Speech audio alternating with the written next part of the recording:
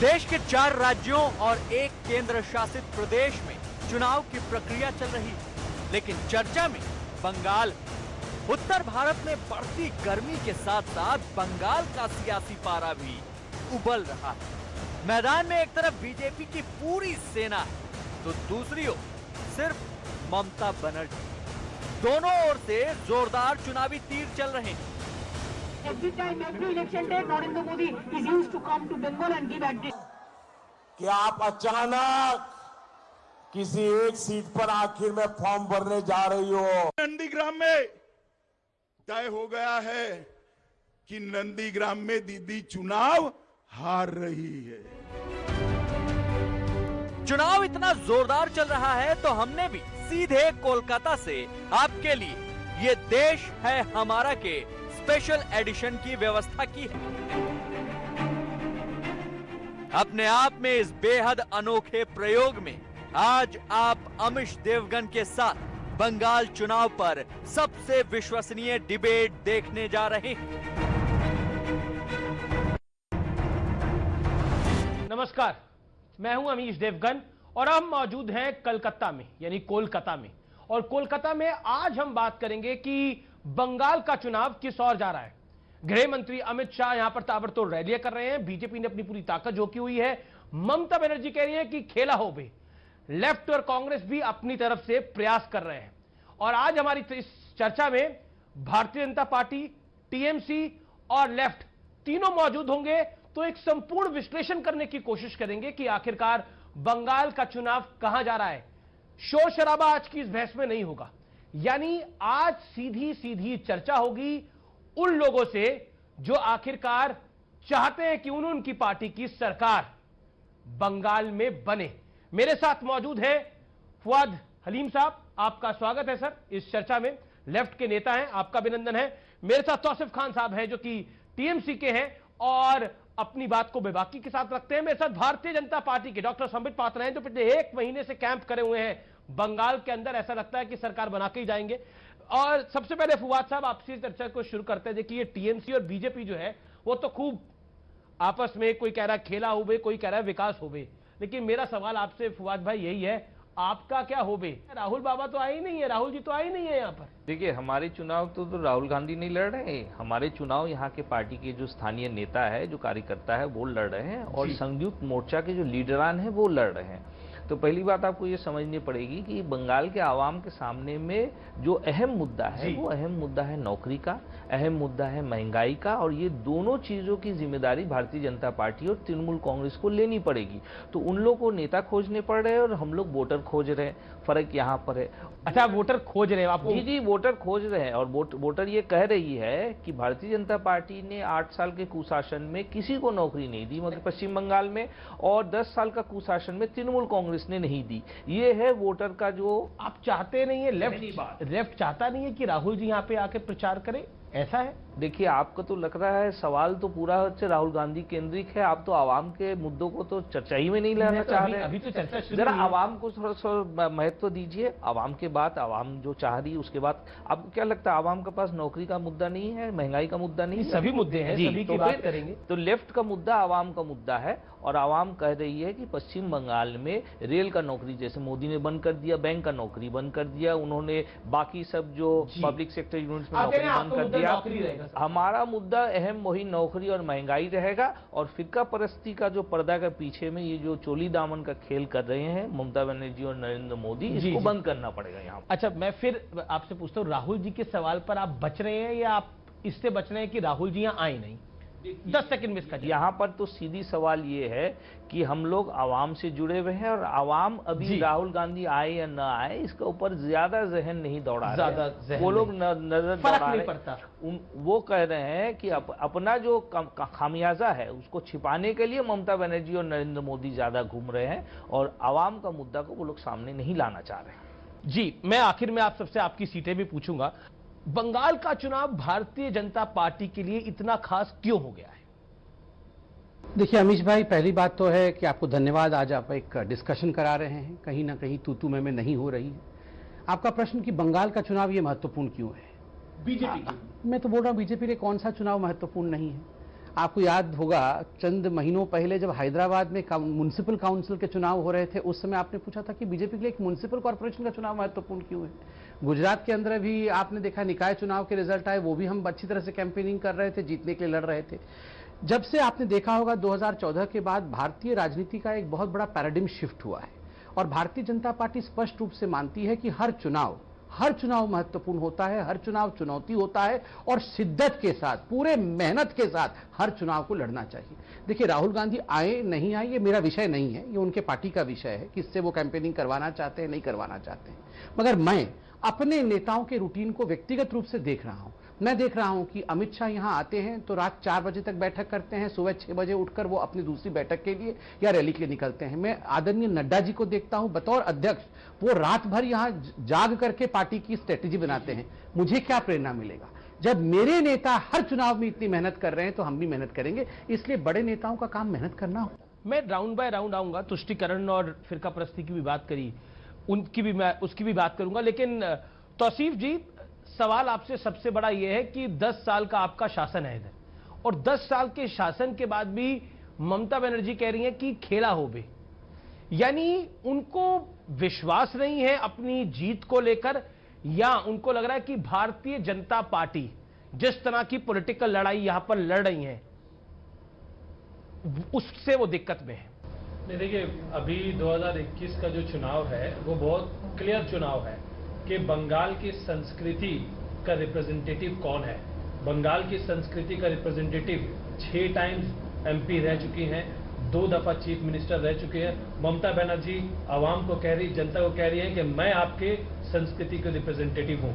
और दूसरी तरफ भाजपा है, भाजपा का ट्रैक रिकॉर्ड देख लीजिए कि महिलाएं सुरक्षित नहीं है, आपने इकोनॉमी का सत्यानाश कर दिया, आपने एयरपोर्ट बेच दिया, आपने रेलवे बेच दिया जी। आप बंगाल की संस्कृति कहां से आप रिप्रेजेंट कर सकते हैं? ये बहुत सिंपल सा चुनाव है। आज बंगाल की पूरी महिलाएं, बंगाल में जो एम फैक्टर है वो महिला फैक्टर है, पूरी महिलाएं। एम फैक्टर कोई दूसरा वाला फैक्टर तो नहीं है, क्योंकि एक बयान भी काफी वायरल हो रहा है आजकल तो ममता दीदी चाय वाय सब बना रही हैं और वो वीडियो भी हम सब ने देखा। चलिए, हम चाय का नाम ले रहे हैं तो चाय भी आ गई है, तो आप लोग चाय भी पी लीजिए। कुल्हड़ वाली चाय है बंगाल की बड़ी फेमस, आप लोग भी पी लीजिए वो चाय। और तो मैं आपसे ये समझने की कोशिश कर रहा हूं, जब तक चाय आप तक, ये आखिरकार ये चाय वाला आइडिया कैसे आया ममता जी को? देखिए, चाय आपने अभी देखा होगा क्योंकि नेशनल मीडिया अभी फोकस कर रही है। ममता दीदी चाय तो हमेशा से बनाती है। अच्छा, हर घर में चाय बनता है। चाय हम बनाते हैं, इस बात को मार्केटिंग करके बेचना और किसी ने नहीं देखा। नरेंद्र मोदी ने ये बेचा अपने आप को कि भाई मैं चाय बनाया करता था। कहां बनाया करते थे, कब बनाया करते थे, किसी ने नहीं जाना। ठीक उसी तरीके से जिस तरीके से उन्होंने वादा कर दिया, जुमलाबाजी कर दिया कि हम 15 लाख रुपए देंगे। अच्छा, तो ममता दीदी का ये चाय वाला आइडिया नरेंद्र मोदी जी की वजह से आया? नहीं, चाय किस वजह से आया? मतलब अब मुझे सर समझाएं, जरा व्यूअर्स को भी समझाएं। मैं फिर अभी ममता दीदी ने चाय बनाया जी, आप इंस्पायर्ड हो गए, आप भी हमें चाय पिला रहे हैं, बहुत अच्छी बात है। बंगाल में आइए, चाय पीजिए, चाय पे चर्चा कीजिए। चाय किसी पार्टी का नहीं होता, ना बीजेपी का होता है, ना तृणमूल का होता है, ना किसी का होता है, ये सबके लिए है। यही बात तो फुआद साहब, अब तो टीएमसी भी चाय पे चर्चा करना चाह रही है। 2014-2019 में बीजेपी चाय पे चर्चा करती थी। देखिए, चाय बागान का जो मजदूरों का जो अभी सूरत हाल है, उनको जो दैनिक जो उनका जो मुआवजा मिलना था, वो भारतीय जनता पार्टी ने जिस तरीके से उनका साथ प्रताड़ना की है और जिस तरीके से तृणमूल ने प्रताड़ना की, आपको याद होगा कि पिछले चुनाव में तृणमूल कांग्रेस ने कहा था कि चाय बागान का अधिग्रहण करेगी राज्य सरकार, वो पूरा वादा झूठ था। उसके बाद 2019 के सामने आकर के भारतीय जनता पार्टी ने कहा कि चाय बागान का अधिग्रहण केंद्र सरकार करेगी, वो भी झूठा वादा निकला। और चाय बागानों का ये हाल है कि वहाँ मजदूरों को रोजी रोटी करने का उन्हें मौका नहीं मिलेगा, वो लोग यहाँ से पलायन कर रहे हैं। ये सिर्फ पश्चिम बंगाल नहीं, ये आसाम में भी चाय बागान का एक ही हाल है। और पूरे हमारे हिंदुस्तान में चाय बागानों का जिस तरीके से कॉन्ट्रैक्ट लेबर का तरफ चले गया है, वहाँ बागान के अंदर में जो मजदूरों का जो हक है, वो हकों का साथ खिलवाड़ किया है। तो चाय पे चर्चा अगर करना है तो जो लोग चाय बनाते हैं, जो लोग चाय को पैदा करते हैं, जो लोग चाय को हर नागरिकता के पास पहुंचाते हैं, उनके हकों के बारे में चर्चा होना चाहिए। ये लेकिन ममता बनर्जी और मोदी नहीं कर रही, सिर्फ लेफ्ट कर रही। जी, ये लेफ्ट कर रही है। संबित पात्रा, आपको, आपकी पार्टी को अपना बड़ा मुकाबला लेफ्ट से दिखाई देता है या टीएमसी से दिखाई देता है? देखिए अमीश भाई, मैं तो कहूंगा आप भूल जाइए यहाँ पर प्रवक्ता बैठे हुए हैं जी, हम तो पॉलिटिकल लोग हैं। हाँ। आपको तो मीडिया पे भरोसा होगा क्योंकि आप तो खुद मीडिया के व्यक्ति हैं। जी जी। अब देखिए, हर मीडिया, आपका मीडिया हाउस ने किया नहीं किया मुझे नहीं पता, वो तो भी पता चलेगा। हर मीडिया हाउस ने ओपिनियन पोल किया हुआ है, ओपिनियन पोल पब्लिकली दिखाए जा रहे हैं। और अमूमन ये लोकल चैनल्स ने भी किए हैं, बड़े बड़े चैनलों ने किए हुए हैं। और इन सभी चैनल्स और ये जो डिजिटल ओपिनियन पोल्स इत्यादि होते हैं, आजकल इनकी क्रेडिबिलिटी होती है क्योंकि 21वीं शताब्दी है, बहुत साइंटिफिक तरीके से करते हैं। आप देखिए, ओपिनियन पोल देख लीजिए, पहले कहां से शुरू हुआ था। अब वही ओपिनियन पोल जो 15 दिन पहले बीजेपी की सरकार बनते नहीं दिखा रहे थे, अब वो दिखा रहे धड़ल्ले से कि बीजेपी की सरकार बन रही है। नंबर 1, आप उस पर विश्वास करिए। नंबर 2, किससे मुकाबला हो रहा है, आपका ये प्रश्न था, उसमें ओपिनियन पोल वही उत्तर ले लीजिए, किससे मुकाबला हो रहा है। मुझे कहते हुए कष्ट हो रहा है कि कांग्रेस पार्टी और कम्युनिस्ट पार्टी, जिनका इतिहास इतना लंबा था, आज कहीं ना कहीं वो इतिहास के गर्त में जाते हुए दिख रहे हैं इन ओपिनियन पोलों में। कांग्रेस पार्टी तो कहीं नहीं है, ना 3 में ना 13 में है। और देखिए, कम्युनिस्ट पार्टी ने 34 वर्षों तक यहां शासन किया, कांग्रेस पार्टी ने उससे पहले शासन किया, ममता जी ने 10 वर्षों तक शासन किया। बंगाल की संस्कृति को किसने बचाया? बंगाल आज गरीबी के गर्त पे क्यों है? संस्कृति क्या होता है बंगाल का? बंगाल के लोगों को, बंगाल के किसानों को किसान सम्मान निधि नहीं मिलना, क्या ये बंगाल की संस्कृति है? जय श्री राम क्या बंगाल की संस्कृति का हिस्सा है? क्यों नहीं है? जय श्री राम भारत की मिट्टी का मूल, किसी धर्म का ये किसी धर्म का कॉल नहीं है, किसी धर्म का ये जयकारा नहीं है। जय श्री राम मेरा भी उतना ही है जितना मेरे तौसीफ भाई का है, जितने मेरे फुआद भाई का है, जितना अमीश देवगन का है। ये मिट्टी, ये जो धरती है, ये सैकड़ों वर्ष जब धर्म नहीं बने थे तब से ये मिट्टी थी मेरे भाई, और तब से जय श्री राम है। ये क्या की लड़ाई है कि जय श्री राम मेरा नहीं है, जय श्री राम तेरा है? अरे मेरा भी है, इनका भी, इनसे पूछिए। जब पॉलिटिकल रैली में जय श्री राम का नारा लगता है तो ममता दीदी इतनी परेशान क्यों हो जाती है? अब तो वो भी चंडी पाठ, दुर्गा पाठ आप ही कहते थे। आपने मेरे कार्यक्रमों में कई बारी कहा, आर पार और टक्कर के अंदर, कि अमीश भाई धर्म का राजनीति में कोई स्थान नहीं है, धार्मिक नारे नहीं होने चाहिए। लेकिन चुनावी रैली में चंडी पाठ और दुर्गा पाठ करे जा रहे हैं, किस लिए करे जा रहे हैं, और वो चुनाव की बेला पे? देखिए, बंगाल की संस्कृति क्या, मैं आपको बताता हूँ। दिलीप घोष जी ने बीजेपी के जो बंगाल चीफ है, मैं उसका ही जवाब दे रहा हूँ। आपने जय श्री राम से रिलेटेड पूछा, उन्होंने कॉन्क्लेव में, मीडिया के कॉन्क्लेव में कहा था कि ये दुर्गा माँ कहां से आ गई। जय श्री राम का तो एंसेस्टर्स का पूरा रिकॉर्ड है, दुर्गा माँ के एंसेस्टर्स का रिकॉर्ड नहीं। ये बंगाल की संस्कृति नहीं है। आप भगवानों में कंपटीशन कर देना, महिलाओं का अपमान कर देना, यह बंगाल की संस्कृति में नहीं है। आप सारे भगवान समान होते हैं, सबका आदर किया जाता है, लेकिन अब भगवान को नाम पे मार्केटिंग करना, उनको बेचना इस तरीके से क्या, ताकि आपको राजनीति में आप उठाया जाए। चंडी पाठ, दुर्गा पाठ क्या था? मार्केटिंग था, चुनावी गिमिक था, क्या था? चंडी पाठ और दुर्गा पाठ क्या था, ये बता दीजिए। चंडी पाठ, जब चंडी पाठ ममता अमित शाह ने नहीं करा चंडी पाठ, नरेंद्र मोदी ने तो नहीं करा, ममता बनर्जी ने करा चंडी पाठ और दुर्गा पाठ क्या था? ममता बनर्जी जब चंडी पाठ पढ़ी थी तो उन्होंने बताया था कि मैं एक हिंदू ब्राह्मण हूँ और तुम मुझे हिंदुत्व मत सिखाओ। गुजरात में राहुल गांधी ने भी यही करा था, जब आप लोगों ने विरोध करा था। राहुल गांधी ने बोला, सर एक सेकंड, राहुल गांधी ने जब बोला, उनके जो प्रवक्ता ने बोला, मीडिया इंचार्ज ने बोला कि ये जनेऊधारी ब्राह्मण है, और आप लोगों ने बोला ये देखिए राजनीति में क्या हो रहा है, कांग्रेस का भी वही हाल है। तो फिर अब ममता बनर्जी को बताने की जरूरत पड़ रही है कि वो ब्राह्मण है? नहीं, ममता किस बारे में ममता बनर्जी को बताने की ये जरूरत है कि किसी भगवान का कॉन्ट्रैक्ट नहीं मिला है बीजेपी को। अगर कॉन्ट्रैक्ट मिला है तो कॉन्ट्रैक्ट दिखाइए।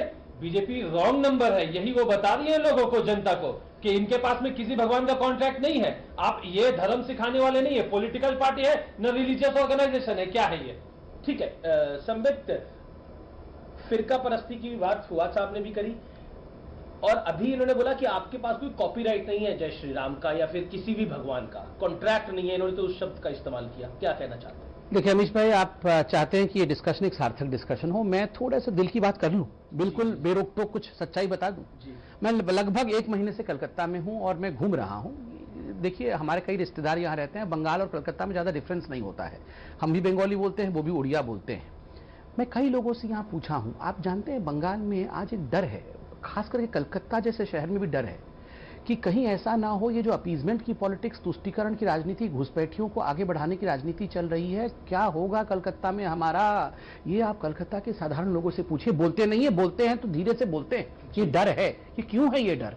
ये डर तुष्टीकरण की नॉन स्टॉप जो राजनीति इतने वर्षों तक चली है। और जय श्री राम के लिए आप बोल रहे हैं हम यहाँ पे कम्युनलिज्म कर रहे हैं। बहुत बड़े नेता ने टीएमसी के कहा कि अगर हम सारे मुसलमान इकट्ठे हो जाएंगे तो 3 से 4 पाकिस्तान बना देंगे हम। 30% मुसलमान, 30% मुसलमान है, तुम 70% के ऊपर कूद रहे हो, यही कहा था उन्होंने। तुम 70% को लेकर सरकार बनाना चाहते हो, हम 30% अगर इकट्ठे हो जाएंगे तो 4 पाकिस्तान बना देंगे। आप बताइए, ममता बनर्जी ने अभी तक उसके खिलाफ एक बयान दिया है? लेफ्ट ने अभी तक कहा है कि यह निंदनीय है? नहीं, जय श्री राम तो निंदनीय है, 4 पाकिस्तान वाह वंदनीय है। ये क्यों है भैया? और हम सीना ठोक के कहते हैं भाई साहब, बिल्कुल ठोक के कहते हैं, तुष्टीकरण होबे ना, चौलबे ना। ये तुष्टीकरण की राजनीति होगी नहीं। सबका साथ सबका विकास, सबका साथ सबका विकास। आपने भी फिरका परस्ती की बात करी थी। बीजेपी कहती है कि हम सबका साथ सबका विकास, और प्रधानमंत्री का भी नारा है सबका साथ सबका विकास और सबका विश्वास।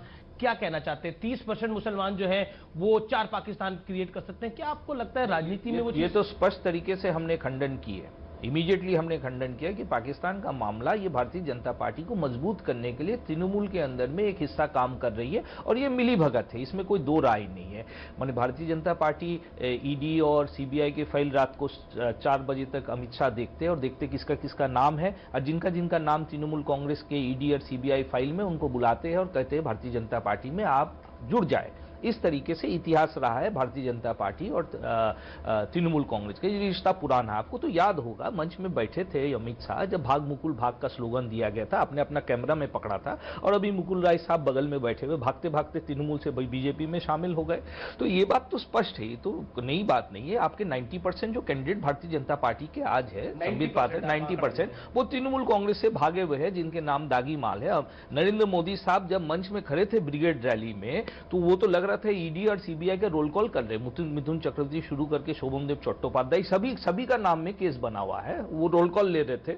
और इसीलिए 4-4 बजे तक वो जगे रहते कि यार नया किसका नाम चढ़ा है और कैसे उसको भारतीय जनता पार्टी में हम लोग उसको मेंबरशिप दे। तो ये बात साफ है। लेकिन मुद्दे की बात क्या? मुद्दे की बात ये है कि सरकारी विज्ञापन नरेंद्र मोदी जी साहब ने दिया 25 फरवरी को आवास योजना में, उसमें एक महिला का फोटो आया और वो महिला को आवास मिला ही नहीं, वो तो 500 रुपया भाड़ा देकर के बो बाजार में रहती है। अब बताइए, जनता के पैसा खर्च करके इतनी बड़ी झूठ, प्रधानमंत्री स्वयं उसमें जुड़े हुए हैं। और इतिहास ये कहता है, ब्रिगेड रैली में भारतीय जनता पार्टी ने बाएं महाज का जो ब्रिगेड रैली का फोटो चिपका करके उसे वो लोग प्रदर्शन किया आवाम के सामने कि ये हमारा समर्थन है। तो ये हाल हकीकत है भारतीय जनता पार्टी के बंगाल में। आपका ये कहना है कि बीजेपी और टीएमसी का फिक्स्ड मैच है? मैं ये कह रहा हूं कि परीक्षा से पहले जो छात्र अपना पढ़ाई लिखाई सही से नहीं करते थे, वो लोग जाकर के पूजा पाठ, दरगाह, दुआ वगैरह में भरोसा करते हैं। भाई 8 साल की सरकार हो गई है, आप बोलिए बंगाल के कितने युवक युवतियों को आपने रेल में नौकरी दी, ये बात कहिए। ये कहते हैं पूजा पाठ नहीं, नौकरी की बात होनी चाहिए, और इन्होंने केंद्रीय गृह मंत्री पर भी आरोप लगाया। मैं जवाब देता हूँ। पहली बात तो है, वही परीक्षा जो परीक्षार्थी या विद्यार्थी मंदिरों में, मस्जिदों में जाके पूजा पाठ, नमाज इत्यादि करता है, जो एग्जामिनेशन में बैठता है। जो विद्यार्थी एग्जामिनेशन में बैठता ही नहीं है, उसको कुछ करने की आवश्यकता नहीं है। आप जानते हैं कौन सा विद्यार्थी? एक विद्यार्थी है जो अभी तक आया ही नहीं है स्कूल में, वो है बाहर। खैर, उसके बारे में मैं नहीं बोलता। अब एक बहुत महत्वपूर्ण विषय जो फुआद भाई ने उठाया, मैं उसका जवाब देता हूँ। इन्होंने कहा कि हम 90% जो भागे हुए लोग टीएमसी के हैं वो हमारे पार्टी में है, और हम कैसे गठबंधन लेके चल रहे हैं। इसको ध्यान से सुनिएगा। मैं तो कम जानता हूं, मगर आप दोनों से पूछिए, दोनों यहाँ के मूल व्यक्ति हैं, यहाँ की राजनीति को समझते हैं। 75 के आसपास, 1975 के समय एक साइन बारी मर्डर केस हुआ था। आप जानते हैं, कम्युनिस्ट लोगों ने घुस करके एक घर में यहाँ पर साइन बारी में 2 भाइयों को जो कांग्रेसी थे उनकी हत्या की थी, और उनके खून से चावल बनाया गया था। उस बिरयानी को माँ को, उनकी बूढ़ी माँ को खिलाया गया था। वो बूढ़ी माँ पागल हो गई, अपने बच्चों के खून से और मांस से कोई बिरयानी खा सकता है? उसको खिलाया गया, कम्युनिस्टों ने खिलाया था। आज वही कम्युनिस्ट पार्टी और कांग्रेस पार्टी एक होकर दोनों किस हाशिए पे है सोचिए। जहां बिरयानी, बेटे के मांस की बिरयानी मां को खिलाई जा रही थी, वही 2 पार्टी आज एक हुए हैं। वो हमें नैतिकता बता रहे हैं। और दूसरी बात है, देखिए, कभी भी अपने धर्म को लेकर एपोलोजेटिक मत होइए। हम कभी नहीं चाहते हैं कि हम मुसलमान को, सिखों को, किसी को अलग देखें। हम तो कह रहे हैं सबका साथ सबका विश्वास। मगर ये तुष्टीकरण की राजनीति, आप स्टाइपेंड देंगे, केवल मुजलिम्स को देंगे और केवल जो नमाज पढ़ते हैं उनको देंगे। आप पुरोहितों को क्यों बाहर रखते हैं? आप दुर्गा पूजा को विसर्जित नहीं होने देंगे। दुर्गा माँ, ये दुर्गा माँ की माटी है। आप यहां पर देखिए 2 वर्षों तक मुहर्रम की रैली के लिए, मुहर्रम के जुलूस के लिए आपने माँ दुर्गा को विसर्जित नहीं। पर अब तो ठीक हो गया। क्या अब तो ठीक हो गया? क्या होता है, जब हमने कोर्ट गए, कोर्ट में जाके कोर्ट का फटकार पड़ा, उसके बाद ठीक हुआ, और तब जाके अब ममता बनर्जी, मैं ब्राह्मण हूं, अरे मैं ब्राह्मण हूं, बोलने की आवश्यकता क्या पड़ गई? राहुल गांधी को भी क्यों कोर्ट के ऊपर जनेऊ पहनने की आवश्यकता क्यों पड़ी? क्योंकि बंद कमरे में राहुल गांधी कहते थे हाँ हम मुसलमानों की पार्टी है, तो दुनिया जान गया अरे ये तो मुसलमानों की पार्टी है, लाओ लाओ लाओ जनेऊ लाओ, मैं कोर्ट के ऊपर जनेऊ पहनूंगा। अब ममता बनर्जी जी का भी यही हाल है। ठीक है, मैं पहले एक जवाब ले लूं जो आरोप लगाया। मैं शुक्रिया अदा करता हूं संबित पात्रा से कि उन्होंने आवास योजना का जो चित्र निकला था उसका प्रतिवाद उन्होंने नहीं किया। प्रधानमंत्री नरेंद्र मोदी साहब एकदम साफ झूठ किया। दूसरी बात, मैं पहले शुक्रिया अदा कर दूं उनको कि अमित शाह ने मुकुल राय के साथ थे मंच में, भाग मुकुल भाग ने कहा, और 90% लोग जो थे उनका उन्होंने खंडन नहीं किया। तो ठीक बात है, दुर्नीतिग्रस्त लोग है भारतीय जनता पार्टी और मिलीभगत साफ है। अब जो आप जो सवाल कर रहे हैं, तो ये तो सीधी बात है कि इस चुनाव में अभी भी भारतीय जनता पार्टी की तरफ से कोई ठोस मुद्दा बंगाल के विकास के लिए नहीं बोली जा रही है। वो लोग एक जो क्या बोलते हैं चुनावी जो संकल्प पत्र उसको घोषणा किया है, लेकिन वो बात वो लोग खड़ा होकर के खुले आवाज से नहीं करे। हम जिस जोर से कह रहे हैं कि 5.5 लाख नौकरी जो पश्चिम बंगाल के सरकार की है, जो फाका पड़ी हुई है, उसको हम भर्ती करेंगे। 92,000 स्कूल के जो शिक्षक शिक्षिकाओं का पद है उसको हम लोग मुकम्मल करेंगे, उसको हम लोग भर्ती करेंगे। इस तरीके से ये अलायंस कह रही, ये अलायंस का मतलब क्या है?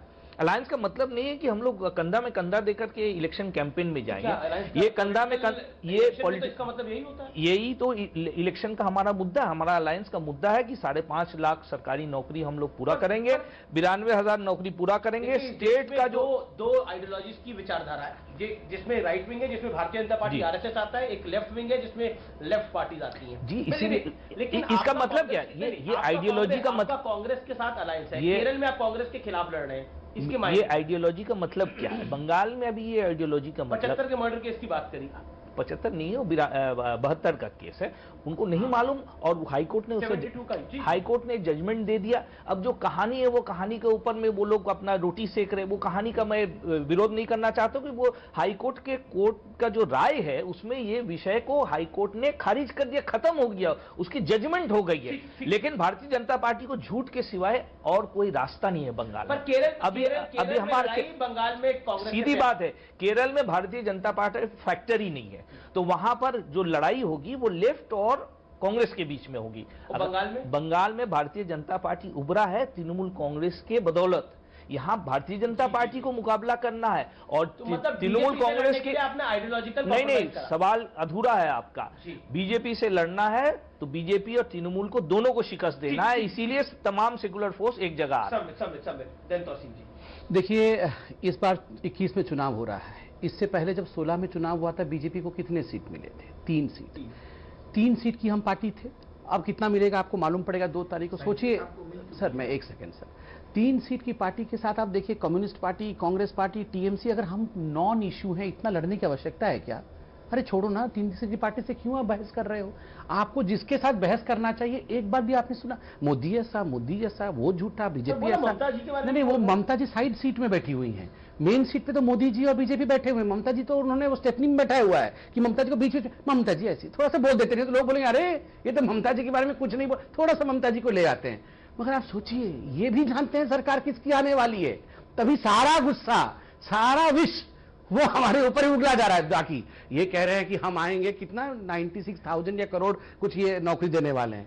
34 साल तक कंबल डाल के सोए, अब बोल रहे हैं मुकम्मल करेंगे। भाई साहब, आपको मौका मिला था ना, 34 साल तक मौका मिला था। बंगाल सोनार बंगला हो जाता अगर आपने, कांग्रेस ने और टीएमसी ने काम किया होता। किया नहीं, तभी तो ये आज हंस रहे जी। अब मैं तौसीफ आपका रुख करता हूं, फिर मैं आऊंगा आपके पास। तौसीफ, ये जो 30% पर आप लोगों का फोकस है, 30%, आईएसएफ आ गया, ओवैसी आ गया, तो आपने बोला ये बीजेपी को फायदा पहुंचाने के लिए आया। यानी आप भी मान रहे कि उस 30% में आईएसएफ का एक हिस्सा, मैं कॉपी पे लिख के बताता हूं, आईएसएफ का एक हिस्सा होगा, कुछ हिस्सा ओवैसी साहब का होगा, तो आपका कम हो जाएगा हिस्सा, यही बात है? वो 30% पे आपका फोकस है। तृणमूल का फोकस 100% पे है, 30% पे नहीं है। तो फिर ओवैसी के आने से परेशानी क्यों? नहीं, ओवैसी को तो जनता निकाल दे रही है ना, जनता ही यहाँ पे नहीं, पर आप जब वो आ रहे थे तौसीफ जी आ रहे थे, ममता दीदी ने ऐसा बोला, और मेरी जानकारी तो ये भी है कि इस समय ओवैसी साहब तो सिर्फ 5 सीटों पे चुनाव लड़ रहे हैं।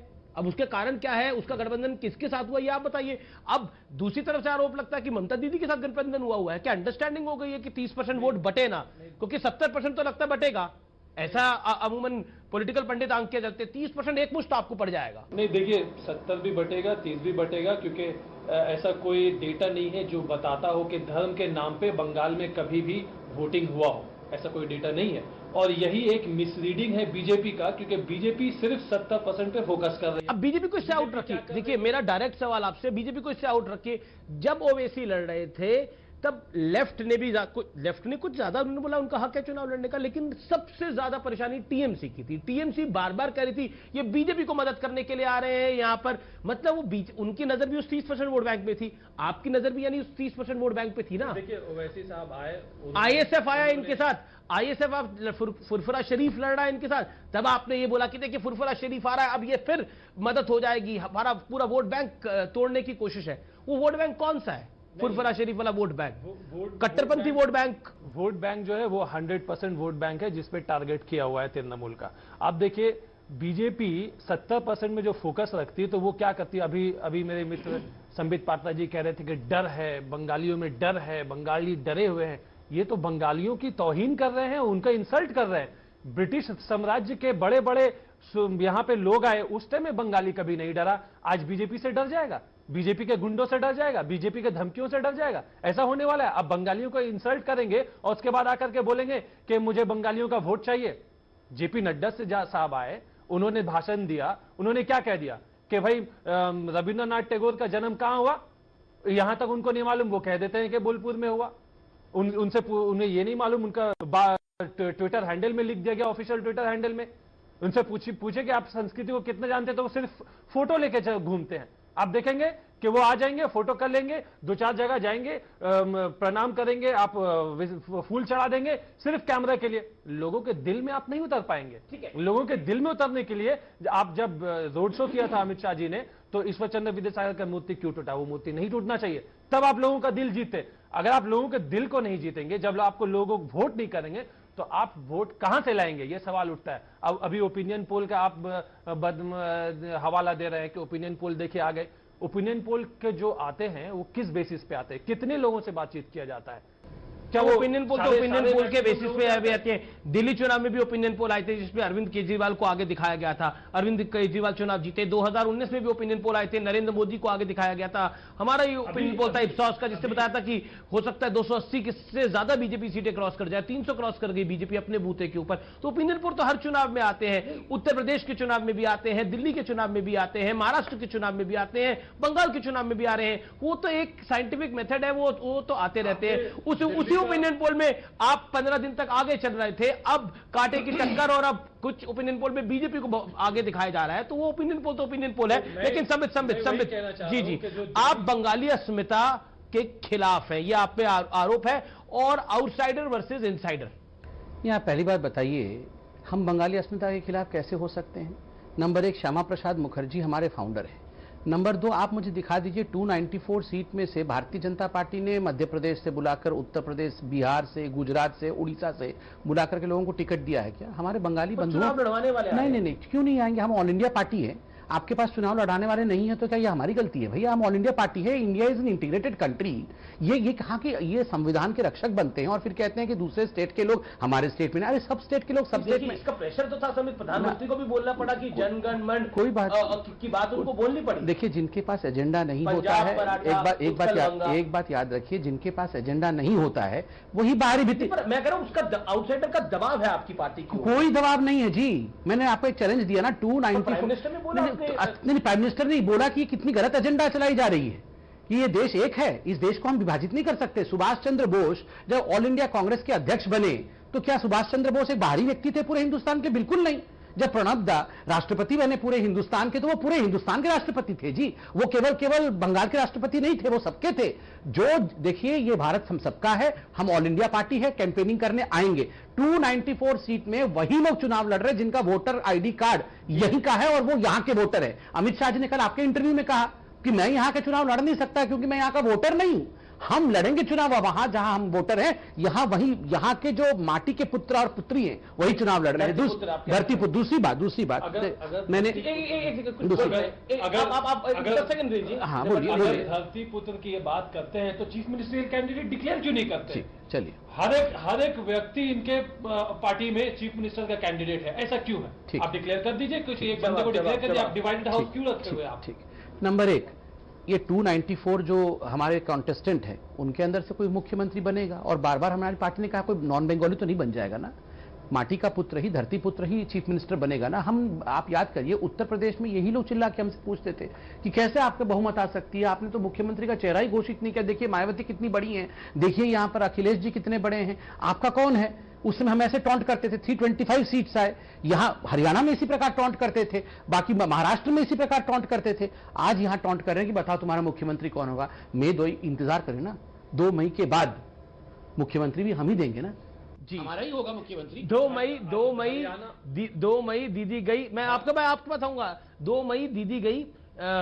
लगातार बीजेपी कह रही है, और अब तो समझ पाता कह रहे हैं कि घबराइए मत, आप मुख्यमंत्री मत पूछिए, 2 मई के बाद हम आपको बता देंगे, इनको आपको बताएंगे मुख्यमंत्री कौन होगा।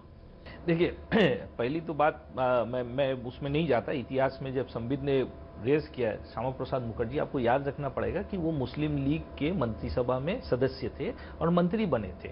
और याद इंटरेस्टिंग इसलिए रखना है कि 23 मार्च सन 1940 में पाकिस्तान रेजोल्यूशन पास किया था मुस्लिम लीग लाहौर में, और श्यामा प्रसाद मुखर्जी ज्वाइन किए थे जिन्होंने ये पाकिस्तान रेजोल्यूशन प्रस्ताव को रखा था मुस्लिम लीग कॉन्फ्रेंस में। उन्हीं के मंत्रिसभा में वो मंत्री का शपथ लिए थे 12 दिसंबर 1941, 18 महीना बाद। तो ये जो भारतीय जनता पार्टी के साथ फिरका परस्ती का पुराना रिश्ता है, बुनियादी रिश्ता है, दिली रिश्ता है। वो लोग चाहते हैं कि फिरका परस्त ताकतें, चाहे वो फुरफुरा शरीफ मैं आ रहा हूँ, फुरफुरा शरीफ में आ रहा हूँ, चाहे वो मेजोरिटी कम्युनिटी को हो या माइनॉरिटी कम्युनिटी को, ये मिली भगत उनका रहे। और यहाँ पर आपको जहन में रखना पड़ेगा कि तृणमूल कांग्रेस ने जब अपना चुनावी चिन्ह तय किया था जोड़ा फूल, तो सन 1998 में उन्होंने इसीलिए फूल को चुना था क्योंकि भारतीय जनता पार्टी का भी फूल था। उनका स्लोगन था, एक वृंद दुटी फूल, तृणमूल और बीजेपी, ये उनका स्लोगन था। तो ये स्लोगन से वो लोग पैदा हुए। 9 साल तक ममता बनर्जी ने वाजपेयी का सरकार में मंत्रिसभा के मंत्री के हैसियत में रही, 6 साल एक साथ उन लोग राह चले। उनका पैदाइशी एक रिश्ता है, और उसी रिश्ता के बुनियाद पर जो संख्या लोगों जो फिरका परस्ती है, ममता बनर्जी जिसका तुष्टिकरण करते हैं, तो भारतीय जनता पार्टी से पार्ट सीख करके वो आई है। ये तो नई बात नहीं है। शरीफ फिरका परस्त है कि नहीं है? ये बात तो साफ है कि इंडियन सेकुलर फ्रंट वाहिद एक संगठन है जिसे इलेक्शन कमीशन ने पहचान दी है। वो लोग संविधान के तहत चुनाव लड़ रहे हैं और उनका हक है हर एक नागरिक जैसा ये चुनाव लड़ना। बीजेपी भी एक इसीलिए तो संविधान जी, और हमारा पॉलिटिकल स्टैंड ये है कि भारतीय जनता पार्टी यकीनन ये तो इलेक्शन कमीशन ने उन्हें दिया। और आपको ये बात जान के खुशी होगी कि ISF के जो कैंडिडेट लिस्ट है, वो कैंडिडेट लिस्ट का आप अगर जायजा ले तो देखेंगे सभी धर्म सभी जाति के लोग हैं। उनका संगठन का मैं खत्म कर दूं। आप ISF का बात कर रहे हैं ना, फुरफुरा शरीफ की बात कर रहे हैं। फुरफुरा शरीफ कोई पॉलिटिकल आइडेंटिटी नहीं है। Indian secular front political identity आपके जहन नहीं, वही नहीं है। Please don't make two things together, ठीक है? आप अगर जबरदस्ती करना चाहें तो आपका पॉलिटिकल इंटेंशन वो जाहिर होती है। नहीं, आप अगर फुरफुरा शरीफ और इंडियन सेकुलर, आप अगर ISF और फुरफुरा शरीफ को एक ही आइडेंटिटी में जोड़ते हैं तो ये आपका पॉलिटिकल एनालिसिस है, आपका पॉलिटिकल विचार का उसका प्रकटीकरण है। वो पॉलिटिकल विचार अगर आपका रहे तो मैं आपका विरोध करता हूं, बात समझ लीजिए। Tauseef 40 second quickly. देखिए, action speaks louder than words. ISF पर आप क्या कहना जो है, ISF कहती आई है कि वो एक सेक्युलर फ्रंट है, वो सादे लोगों को लेकर के चलने वाली कोई एक धर्म विशेष नहीं है। उसका जवाब आपको मिलेगा कि वो किन किन लोगों को टिकट दे रही है। यही चीज आप अप्लाई कीजिए बीजेपी पे। कहते हैं सबका साथ सबका विकास, तो क्यों नहीं आप टिकट देते? आपके जो पूर्व एविएशन मिनिस्टर रहे, उनको तो अपने इलेक्शन नहीं देते टिकट लड़ने के लिए। आप कहते हैं सबका साथ सबका विकास।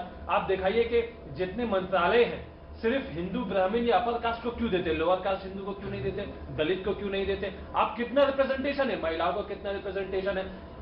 जो पॉलिटिक्स है, पॉलिटिक्स में जो टिकट दिया जाता है वो तो रिप्रेजेंटेशन के लिए दिया जाता है ना, समाज के हर हिस्से को वहां पर रिप्रेजेंट होना है। बीजेपी वैसा क्यों नहीं करती? मैं इसके बाद वैसा नहीं प्रधानमंत्री कि वो बड़े सबका साथ सबका विकास। प्रधानमंत्री भी बांग्लादेश गए, ढाका दौरा किया, उस पर भी मैं आऊंगा, लेकिन आप क्विक टेक ऑन दिस। देखिए, इन्होंने जो कहा कि हम फिरका परस्त पार्टी है, बार बार कह रहे हैं, मगर जब आपने पूछा कि आईएसएफ फिरका परस्त पार्टी है या नहीं, तो उन्होंने कहा नहीं, वो एक वाहिद पार्टी है और वो इलेक्शन कमीशन द्वारा स्टैम्प्ड पार्टी है। ये भारतीय जनता पार्टी को मंगल ग्रह के इलेक्शन कमीशन ने हमें स्टैंप दिया है, इसी इलेक्शन कमीशन ने स्टैंप दिया है। हम भी एक वाहिद पार्टी है, मगर हम खराब हैं। हम खराब हैं या आईएसएफ ठीक है, एआईयूडीएफ ठीक है, वो वाहिद पार्टी है, वो बहुत अच्छी है। ये अजमल बदरुद्दीन वो बहुत अच्छा है। पीएफआई का जो एसडीपीआई है वो वाहिद पार्टी है। बस हम ही खराब है ना, क्योंकि हम अपीजमेंट नहीं चाहते हैं। दूसरी बात, इन्होंने अभी कहा कि हम जो है टिकट ब्राह्मणों को दे देते हैं। अरे भैया, इस चुनाव में कौन ब्राह्मण बना हुआ है? चिल्ला चिल्ला कर तो आप अभी कह रहे थे ममता बनर्जी साधारण हिंदू नहीं है, वो तो ब्राह्मण है। हमारे आप खुद ही सब लोग ब्राह्मण बने हुए, आप खुद ही फिर चाहते हैं कि ब्राह्मणों को टिकट ना दे। पहले डिसाइड तो कर ले, ब्राह्मणों को टिकट देना है, ब्राह्मण को मुख्यमंत्री बनाना है या नहीं बनाना है ना। आपने खुद कहा कि ब्राह्मणों को बढ़ाते हैं हम आगे, महिलाओं को आप नहीं देते, पिछड़े ब्राह्मण भी कहा था ना आपने। रिप्रेजेंटेशन का बात है ना, पॉलिटिक्स का मतलब क्या होता है? ऑटोक्रेसी होगा या डेमोक्रेसी? ब्राह्मण को मुख्यमंत्री बनना चाहिए नहीं बनना चाहिए? सबको साथ में लेकर चलिए। वैसे ब्राह्मण को मुख्यमंत्री बनना चाहिए नहीं बनना चाहिए? नहीं, आपसे सवाल ये उठता है, आप कहते हैं सबका साथ सबका विकास, तो आपने शहनवाज साहब को टिकट क्यों नहीं दिया? आपने अब्बास नकवी को शहनवाज जी मंत्री हैं भाई साहब, मंत्री बन गए। शहनवाज जी मंत्री हैं। आप तो वो तो पुराने केंद्रीय मंत्री रहे थे, एविएशन मिनिस्टर रहे थे, तो आपने उनको क्यों नहीं लड़वाया? ममता जी तो पुरानी केंद्र मंत्री थी, तो आज वो मुख्यमंत्री हैं, तो उसमें क्या? आप उनको बना दीजिए मुख्यमंत्री। आप शहनवाज हुसैन को बना दीजिए। आपने ममता बनर्जी का बात बताया, तो केंद्रीय मंत्री से मुख्यमंत्री बनी। आप शहनवाज हुसैन को शहनवाज हुसैन का विषय बिहार का मुख्यमंत्री शहनवाज हुसैन को बना दीजिए। विषय से भटके नहीं। विषय है इतना कि इन्होंने कहा कि हम ब्राह्मणों को आगे बढ़ा रहे हैं।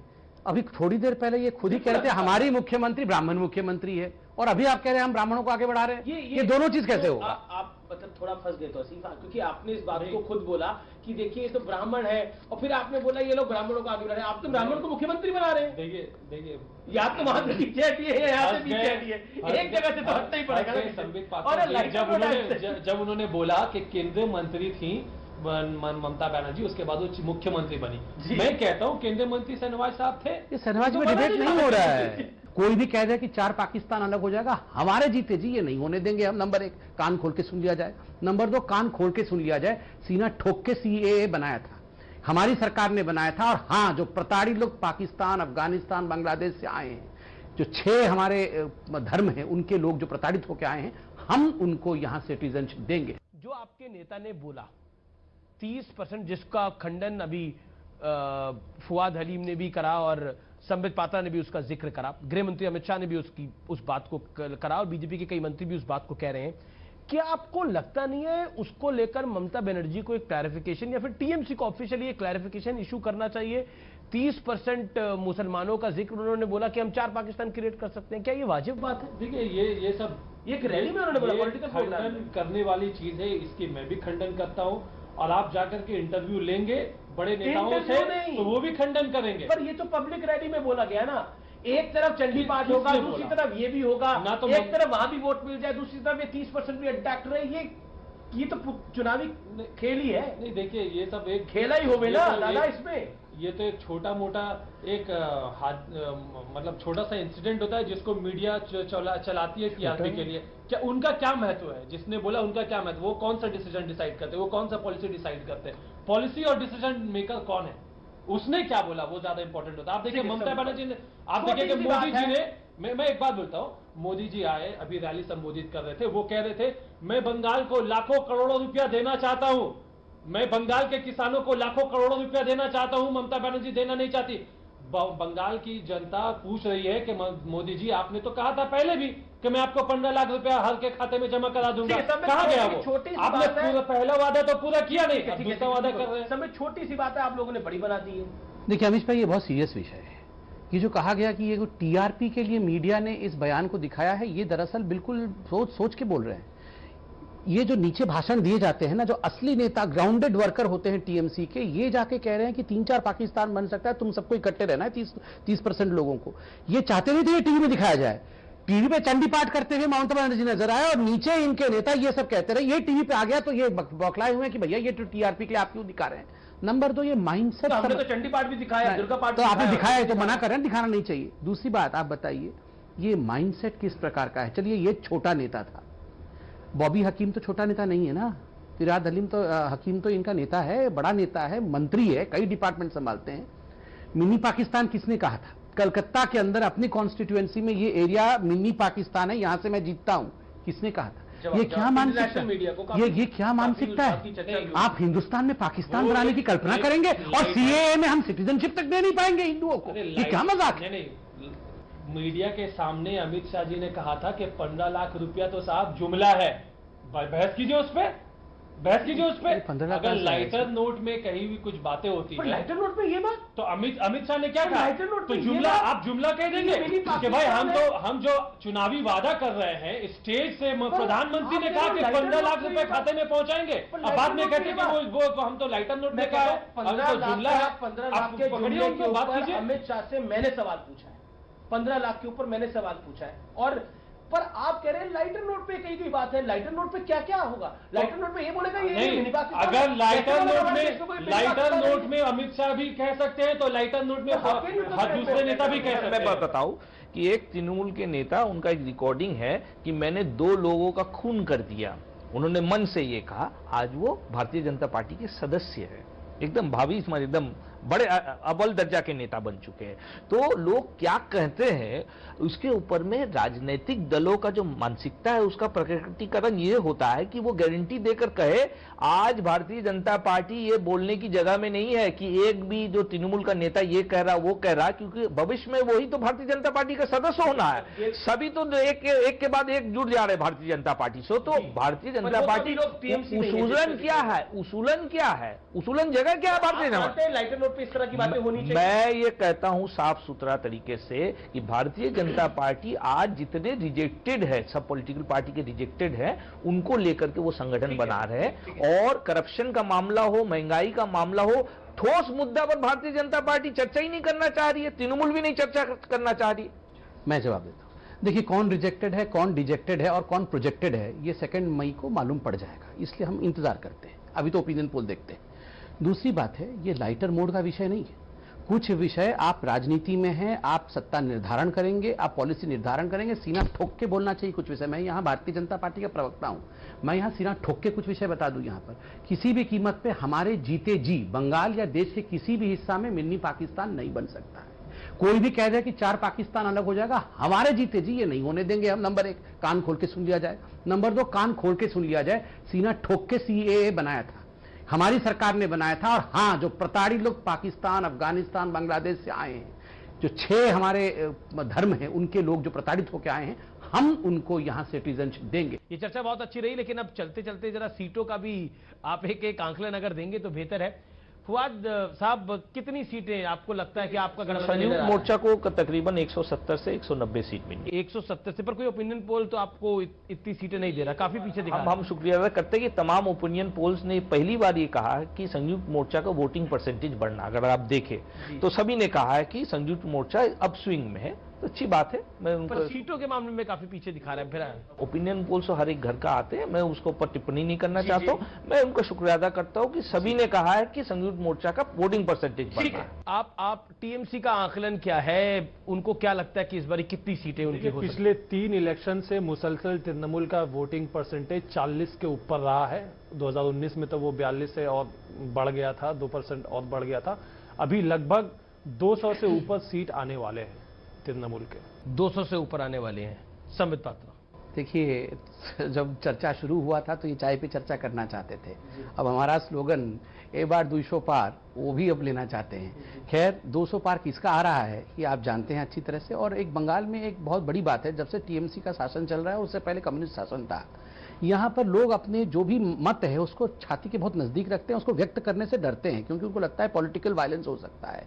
उसके बावजूद आप ओपिनियन पोल में जो रुझान देख रहे हैं, अब की बार 200 पार होना तय है, इसमें किसी प्रकार का कोई संशय नहीं है। मई 2 के बाद भारतीय जनता पार्टी का मुख्यमंत्री होगा, नरेंद्र मोदी के सुशासन का यहां पर सेवा होगा। आप लोग यहां पर आए, आप लोगों का बहुत बहुत शुक्रिया। आप तीनों मेहमानों का बहुत बहुत शुक्रिया, और शुक्रिया इसके लिए भी आप लोगों ने बड़ी सार्थक चर्चा को करा। और तो ये थी बंगाल चुनाव पर कलकत्ता से हमारी बड़ी चर्चा। कुल मिलाकर हम कह सकते हैं कि हर मुद्दे पर बारीक तरीके से हमने बात करी, हर विषय को आपको समझाने का पूर्ण प्रयास किया। एक विश्लेषण की तरह हमने इस चर्चा को आगे बढ़ाया, जिसमें सीए भी था, जिसमें मटुआ समाज भी था, जिसके अंदर बंगाल चुनाव में किसको कितनी सीटें मिल रही हैं वो भी थी, बयान भी थे, जय श्री राम के नारे पर जो पॉलिटिक्स हो रही है वो भी था, सब कुछ था। यानी आज की चर्चा संपूर्ण रही।